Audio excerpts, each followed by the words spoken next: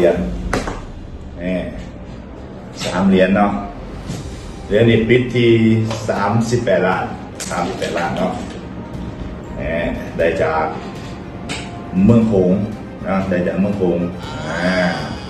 ใครมีกระทักมาได้เนาะนี่เป็นเหรียญทมิตรเนาะแล้วก็เหรียญนี้ได้จากสวรรค์นาเขตเนาะได้จากสวรรค์นาเขตเหรียญนี้อยู่ที่20 กว่าล้านเนาะ20 กว่าล้านแล้วก็เหรียญที่3ก็คือ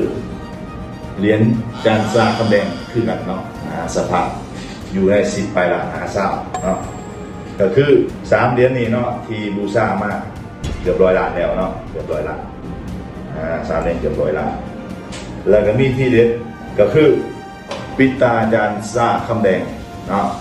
องค์ที่ตามหามายาวนะเนาะที่จริงเขามีแล้วองค์นี้เนาะงามแต่ว่าองค์นี้งามกว่าองค์เก่าของเขาอีกเนาะงามกว่าเนาะถือว่าสุดยอดเนาะสุดยอดแล้วก็มีพระเชียงหุงหลายองค์เนาะมือนี้หลายองค์ที่ได้มาหลายองค์มือนี้เนาะแล้วก็มืออื่นมีอีก15 องค์ที่มาเอามาเนาะพระเชียงหุงหน่อยเนาะแล้วก็กองหอยแล้วกองบูชาเนาะพระบูชาใครมีทักหาเอาได้ส่วนตัวเนาะบวชเรียนจานซ่าคำแดงหรือว่าจานมหาเครือเนาะจานมหาเครือทรงหาเอาได้เลยเนาะเหลาสายไต่เนาะเฟซเหลาสายไต่กับเบอร์บนแอป91153999เนาะคันผ้างามๆหลักแสนบาทขึ้นเมื่อเขาจะนำไปซื้อเนาะหรือว่ารุ่นหันเข้าต่อไปเนาะที่จริงเนี่ยจานซ่าอยู่ในห้องนี้หลายเนาะด้านแต่ว่ามือนี้ได้3 เหรียญแล้วก็ปิตาเนาะแถมบวกผ้าไส้อีกเนาะได้ทั้งผ้าไส้มานะผ้าไส้องค์นี้คือว่าค่อนข้างแจ่มเนาะแจ่มเชียงหุงคือว่าหลากหลายเนาะมือนี้ได้มากหลากหลายแล้วมืออื่นได้มาอีก15 องค์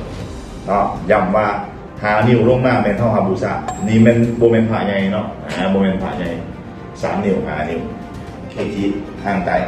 หรือว่าทัวร์ประเทศลาวเนาะเคทีโรงดังแผ่นทองจะฮาบูซามาไว้เนาะเพื่อเป็นการสะสมเนาะเพราะว่าแต่ขาบูชาเส้นพุงระดับ5 นิ้วลงมา5 นิ้วลงมาเนาะก็คือเห็นเนาะ1 นิ้ว2 นิ้ว3 นิ้ว5 นิ้วแม่นว่าเอาฮับบูชาเนาะเกินนั้นแม่นเอาโบฮับบูชาเนาะเอาเฉพาะของหลังบ้านเท่านั้นเนาะของ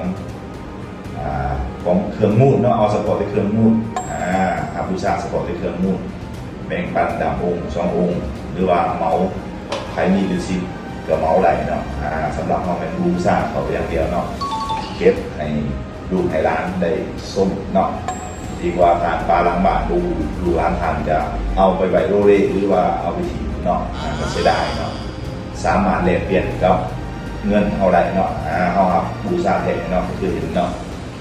เป็น100-200 องค์เอาจะทำบูชาอย่างเดียวเนาะ